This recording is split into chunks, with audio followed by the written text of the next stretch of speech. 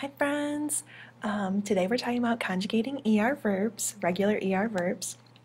So in French, we haven't seen all of these yet, but there's three kinds of verbs that are regular. Okay, so they're going to have regular endings. The first group is ER verbs, verbs that end with the two letters E and R, like aimer, chanter, and parler. The second group is verbs that end in IR, like finir, or grossir, or maigrir. And the last group is verbs that end in RE, like répondre or attendre.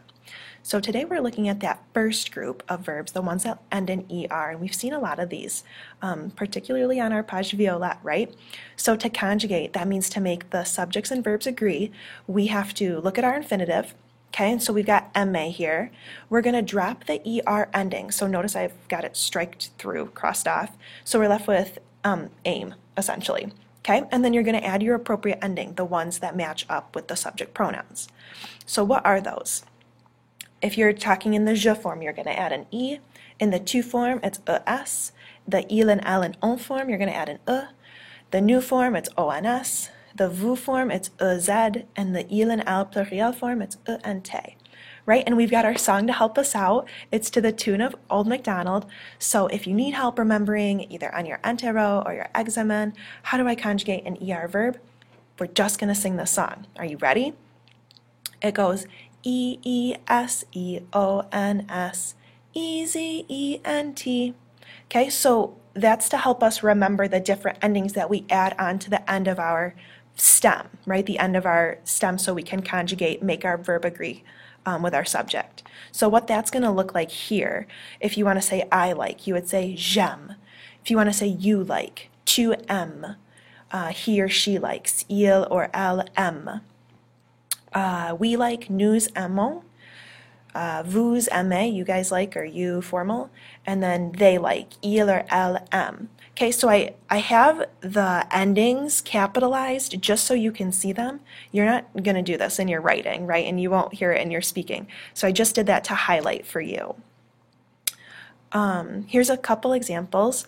So you could say, il parle avec ses amis. So notice on the end of, we don't have parler. We took the ER off and we added just an E. The second example, les filles, elles dansent après l'école. So the ENT ending on danse to agree with elle, because elle could replace the word les filles. Numéro 3, nous ne regardons pas la télévision en classe. We don't watch TV in class. So notice that our ONS ending is agreeing with nous. Notice too that this sentence is in the negative, right? We've got our ne and our pas surrounding our verb, making that verb sandwich. Ne is coming before and pas is coming afterwards.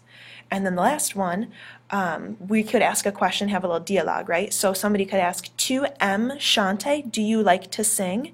And somebody else could respond, oui, j'aime chanter. I want to take a look at that last example really quickly, okay? When you have two verbs in a row, you're going to conjugate the first one and leave the second one in the infinitive. Okay, so an example of that would be like here, I like to eat. Okay, your first verb is saying like. Your second one is to eat. Remember we said an infinitive in English is like saying to do something. So to eat, to dance, to talk, whatever. So notice here on this bottom one, this example right here, we say j'aime manger. J'aime means I like, manger means to eat. We've kept manger in the infinitive with that er ending, but j'aime is conjugated to agree with our subject, okay? So I like to eat. All right, so that's it. If you guys have any questions, come and talk to me in class. Au revoir!